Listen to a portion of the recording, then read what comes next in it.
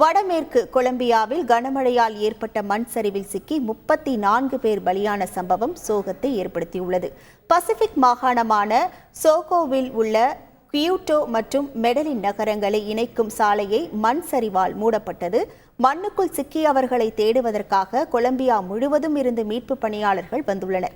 மேலும் பலர் படுகாயங்களுடன் மருத்துவமனையில் அனுமதிக்கப்பட்டுள்ளனர். கொலம்பியா துணை அதிபர் பிரான்சியா மார்க்வேஸ் இந்த சம்பவம் குறித்து கவலை தெரிவித்துள்ளார்.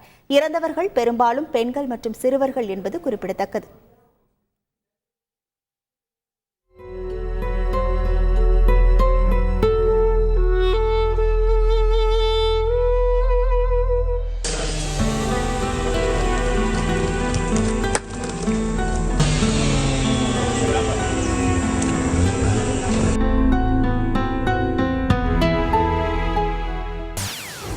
செய்திகளை உடனுக்குடன் தெரிந்து கொள்ள உடனே சப்ஸ்கிரைப் பண்ணுங்க.